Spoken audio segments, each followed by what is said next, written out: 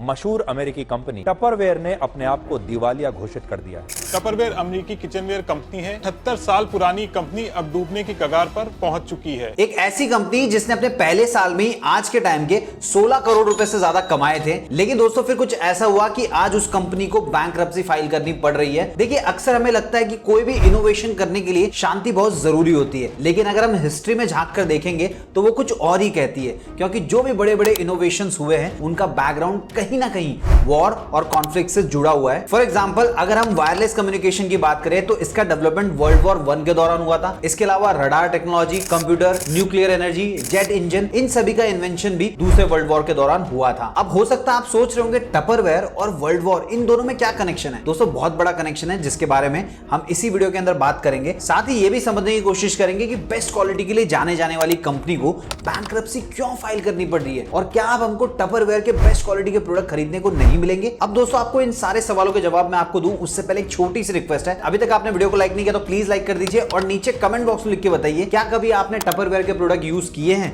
और अगर किए हैं तो पिछले कितने साल से आप टपरवेयर के प्रोडक्ट यूज कर रहे हैं। दोस्तों आपने कभी ना कभी टपरवेयर के प्रोडक्ट तो यूज किए ही होंगे, और अगर यूज नहीं किए होंगे तो कम से कम नाम तो सुना होगा, या फिर किसी बॉटल या टिफिन बॉक्स पे इस प्रकार का नाम देखा होगा। लेकिन दोस्तों क्या आप जानते हैं कि एक इंडियन कंपनी नहीं है, ये एक अमेरिकन कंपनी है जिसकी शुरुआत हुई थी 1938 में। अब आप सोच रहे होंगे, जब इतनी पुरानी कंपनी है, प्रोडक्ट भी अच्छी क्वालिटी की बनाती थी, फिर बैंकरप्सी की कगार पे कैसे आ गई? अब दोस्तों इस सवाल का जवाब आपको मिल सके उससे पहले आपको टपरवेयर की शुरुआत कैसे हुई ये समझना पड़ेगा। साल था 1938। अर्ल नाम के एक इंसान ने प्लास्टिक के हाउस होल्ड प्रोडक्ट बनाकर बेचने का डिसाइड किया, क्योंकि वो एक ऐसी कंपनी में काम करता था जहां केमिकल से अलग अलग प्रकार के प्रोडक्ट बनाए जाते थे, और प्लास्टिक भी केमिकल से ही बनता है। अब दोस्तों अर्ल ने प्रोडक्ट तो बना लिए थे, लेकिन उसे ब्रांडिंग और मार्केटिंग के बारे में कोई खास नॉलेज नहीं था। फिर अर्ल के साथ भी वही हुआ जो इंडिया में बिजनेस शुरू करने वाले हर दूसरे इंसान के साथ होता है, क्योंकि उन्हें लगता है कि उन्होंने दुनिया का सबसे बेस्ट प्रोडक्ट बना लिया है, लेकिन उनके प्रोडक्ट को कोई भी खरीदता नहीं है। क्योंकि दोस्तों सिर्फ अच्छा प्रोडक्ट बना लेने से प्रोडक्ट नहीं बिकता,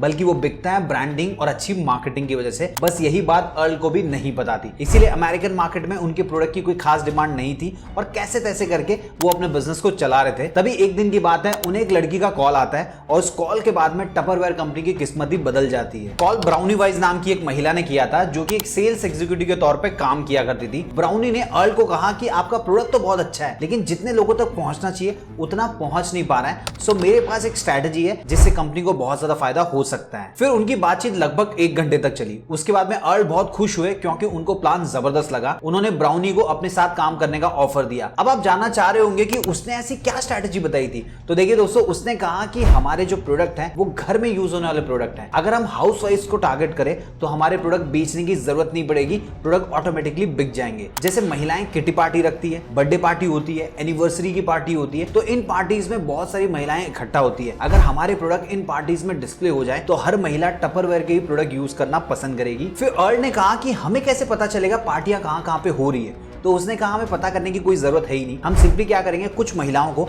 टपरवेयर के डीलर बनने का मौका देंगे। जो डीलर जितना ज्यादा प्रोडक्ट सेल करेगा उसे उतना ही ज्यादा कमीशन देंगे। बस हमें डीलर से कहना है कि ज्यादा पैसे कमाने के लिए आपको अपने जान पहचान की महिलाओं को टपरवेयर के बारे में बताना होगा, और एक ही टाइम में ज्यादा से ज्यादा महिलाओं को बताने का सबसे बेस्ट तरीका है पार्टीज में प्रोडक्ट को डिस्प्ले करके उनकी क्वालिटी के बारे में बात करना। अगर वो ऐसा करती है तो ज्यादा से ज्यादा कमीशन कमा पाएंगी, और जब एक महिला कमीशन कमाने लगेगी तो उसको देखकर 4 और महिला ऑटोमेटिकली हमारी डीलर बन जाएगी। वैसे दोस्तों इस स्ट्रैटेजी को आज के टाइम में MLM यानी कि मल्टी लेवल मार्केटिंग भी कहा जाता है। इस नेटवर्क मार्केटिंग के मॉडल को इंप्लीमेंट करने के बाद में टपरवेयर की किस्मत बदल गई। फिर दोस्तों 1951 में अर्ल ने ब्राउनी के डेडिकेशन को देखकर उसे कंपनी की वाइस प्रेसिडेंट और हेड ऑफ सेल्स बना दिया। वो इतनी मेहनत से काम किया करती थी कि वो टपरवेयर की शान बन चुकी थी। वो अमेरिकन हाउसवाइफ के बीच में इतनी फेमस हो चुकी थी कि लोगों को यही लगता था कि टपरवेयर की ब्रांड एम्बेसडर और फाउंडर ब्राउनी है। वैसे दोस्तों मैं आपको बता दूं, ब्राउनी की जो मार्केटिंग स्ट्रैटेजी थी वो इतनी इंपैक्टफुल थी कि सिर्फ 1 साल के अंदर अंदर ब्राउनी वाइज और उसकी टीम ने $1.5 लाख के टपरवेयर के प्रोडक्ट्स को सेल कर दिया था, जिसको अगर हम आज के टाइम में देखें तो हो जाएगा लगभग $1.9 मिलियन के आसपास। इसको अगर हम इंडियन रुपीस में कन्वर्ट करेंगे तो होगा लगभग 15.5 करोड़ रुपए के आसपास। उसके बाद में ब्राउनी ने सेलर्स और डिस्ट्रीब्यूटर्स की संख्या बढ़ाने के लिए टपरवेयर के एनुअल सेल्स कॉन्फ्रेंस को होस्ट करने का प्लान बनाया, जहां पे ज्यादा प्रोडक्ट सेल करने वाले सेलर्स और डिस्ट्रीब्यूटर्स को एक्साइटिंग रिवॉर्ड्स और स्पेशल गिफ्ट्स दिए जाते थे। और दोस्तों इस स्ट्रैटेजी के बाद टपरवेयर की जो ग्रोथ थी और भी तेजी से होने लग गई। फिर उनकी प्रोग्रेस को देखकर अमेरिकन मीडिया ब्राउनी के पीछे लग गई, और मैं आपको बता दूं वो बिजनेस वीक मैगजीन के फ्रंट पेज पे फीचर होने वाली सबसे पहली महिला बनी थी। अब दोस्तों यहाँ तक सब कुछ सही चल रहा था, लेकिन उसके बाद में आता है कहानी में एक ट्विस्ट। देखिए मार्केट में जब ब्राउनी की पॉपुलैरिटी बहुत ही तेजी से बढ़ रही थी, तब एक आदमी था जो ब्राउनी के फेम से बेहद नाराज और नाखुश था। और दोस्तों ये आदमी कोई और नहीं, अर्ल ही था, क्योंकि सारी मीडिया का अटेंशन सिर्फ और सिर्फ ब्राउनी को मिल रहा था। अर्ल को कोई पूछ भी नहीं रहा था, क्योंकि अर्ल को कंपनी के ऊपर से अपना कंट्रोल और लीडरशिप खोने का डर सताने लगा। जिसके बाद में 1958 में अर्ल ने ब्राउनी को कंपनी से निकाल दिया और उसके एक साल बाद यानी कि 1959 में अर्ल ने टपरवेयर को रेक्सोल ड्रग नाम की एक बड़ी फार्मास्यूटिकल कंपनी को बेच दिया। अब देखिए टपरवेयर को एक नया मैनेजमेंट तो मिला, लेकिन मैनेज करने का जो तरीका था वो पुराना ही था, क्योंकि दोस्तों उस वक्त ब्राउनी की जो मार्केटिंग स्ट्रेटेजीज थी वो काम कर रही थी, तो उनमें बिना कुछ ज्यादा इंप्रूवमेंट किए उनको कंटिन्यू किया गया। लेकिन दोस्तों कोई भी स्ट्रेटेजी कुछ समय तक काम कर सकती है, लेकिन लाइफ लॉन्ग तक वही स्ट्रेटेजी काम नहीं कर सकती है। बस यही चीज वो समझ नहीं पाए और उसके बाद में कंपनी के सेल्स का जो ग्राफ था लगातार गिरने लग गया और आज के टाइम में सिचुएशन ऐसी आ गई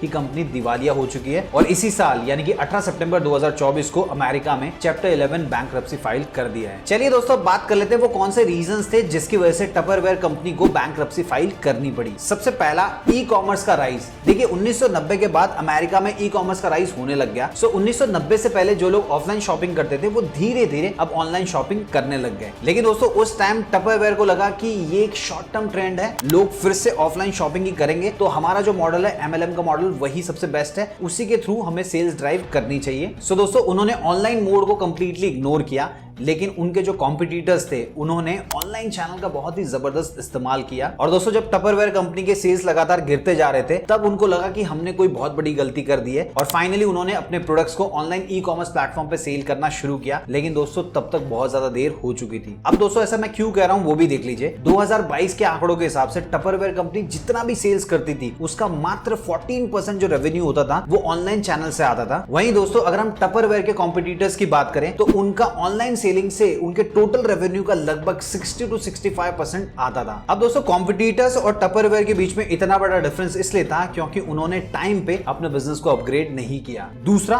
इंटेंस कंपटीशन। देखिए बदलते वक्त के साथ साथ जैसे जैसे ई कॉमर्स बढ़ता गया वैसे वैसे मार्केट में कई सारे कॉम्पिटिटर्स आ गए और वो खास करके ऑनलाइन स्पेस में ही काम कर रहे थे, जैसे कि रबरमेड, जिपलॉक, Amazon बेसिक्स, ऐसे और भी कई सारे ब्रांड्स हैं। सो ये कंपनीज आगे चलकर सिमिलर प्रोडक्ट लो कॉस्ट में बनाने लग गई। मतलब दोस्तों अगर टपरवेयर कंपनी की 4 बॉटल 1000 रुपए में बिकती है तो ये कंपनी 400-500 में बेचने लग गई। अब आप खुद सोचिए अगर कस्टमर्स को कम प्राइस में प्रोडक्ट मिल रहा है तो वो महंगे में क्यों ही खरीदेगा। तीसरा अनस्टेबल लीडरशिप। देखिए दोस्तों कोई भी कंपनी ठीक से तभी रन कर पाती है जब उनके पास एक स्ट्रॉन्ग और स्टेबल लीडरशिप और मैनेजमेंट हो। सो टपरवेयर में जब भी कोई नया मैनेजर इंप्रूवमेंट की बात करता तो उसे ब्राउनी की तरह हटा दिया जाता। और दोस्तों ये जो सिलसिला था लगातार जारी रहा, जिसकी वजह से टपरवेयर को कभी भी एक स्टेबल और कंसिस्टेंट मैनेजमेंट नहीं मिल पाया जो कि एक चीज पर फोकस करके बिजनेस को उसी में आगे ग्रो करने में मदद करे। चौथा drastical change in consumers behaviour. देखिए आप खुद जानते होंगे कस्टमर के बिहेवियर में बहुत ज्यादा चेंज आ चुका है। पहले कस्टमर प्लास्टिक की चीजों को बहुत ही आसानी से यूज करते थे, लेकिन अब हर किसी को इको फ्रेंडली ऑप्शंस चाहिए ताकि वो खुद भी सेफ रहें और एनवायरनमेंट को भी सेफ रख सकें। उसी वजह से दोस्तों जो लोग प्लास्टिक के टिफिन बॉक्स का इस्तेमाल करते थे वो लोग स्टील के ऊपर शिफ्ट हो गए। उसी प्रकार जो लोग प्लास्टिक की बोतल का इस्तेमाल करते थे अब वो कॉपर की बोतल का इस्तेमाल करने लग गए। साथ ही दोस्तों मार्केट में बिस्फेनॉल ए मतलब BPA फ्री प्रोडक्ट्स भी आने लग गए जिनको रिसाइकल करना बहुत ही आसान होता है, तो मैक्सिमम लोग इन्हें यूज करने लग गए। सो दोस्तों आप समझ गए होंगे जिनको सस्ते प्रोडक्ट चाहिए थे वो कॉम्पिटिटर्स की तरफ चले गए और जो लोग अच्छा पे कर सकते थे वो लोग प्लास्टिक को यूज ही नहीं करना चाहते थे,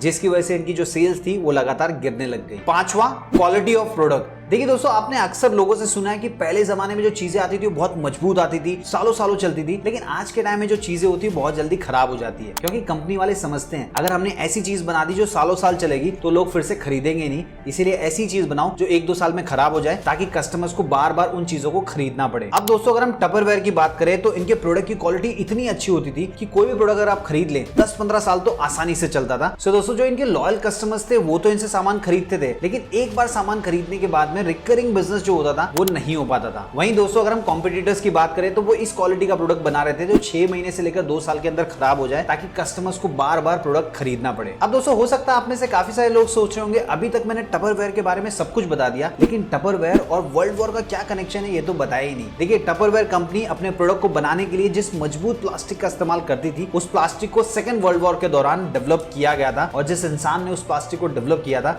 उस इंसान का नाम था अर्ल / टपर। यानी कि दोस्तों जिस इंसान ने टपरवेयर कंपनी की शुरुआत की थी उसी ने ही प्लास्टिक का इजाद किया था। इसके अलावा दोस्तों आप ये भी समझ गए होंगे टपरवेयर कंपनी का नाम टपरवेयर ही क्यों है। इसके अलावा दोस्तों मैंने आपको ये भी कहा था कि अर्ल एक ऐसी कंपनी में काम करते थे जहां केमिकल से प्रोडक्ट बनाए जाते थे। तो दोस्तों उस कंपनी का नाम था डुपॉन्ट और दोस्तों ये वही कंपनी है जिसमें कई तरह के पॉलीमर का डेवलपमेंट भी हुआ है, जैसे कि नायलॉन, कॉरफैम यानी कि artificial leather, spandex, air conditioning के लिए यूज होने वाले रेफ्रिजरेंट और इसी प्रकार के और भी कई सारे केमिकल प्रोडक्ट्स यहीं पे तैयार किए गए हैं। और मैं आपको बता दूं आज के टाइम भी ये कंपनी एग्जिस्ट करती है। तो दोस्तों टपरवेयर कंपनी की केस स्टडी से हमें यही सीखने को मिलता है कि अपने बिजनेस को हमेशा टाइम टाइम पे अपग्रेड करते रहना चाहिए। अब देखिए बहुत सारे लोग ये भी सोच रहे होंगे कि अगर कंपनी ने बैंक्रप्सी फाइल कर दी मतलब कंपनी हमेशा हमेशा के लिए बंद हो जाएगी और अब हमको टपरवेयर कंपनी के प्रोडक्ट्स देखने को नहीं मिलेंगे।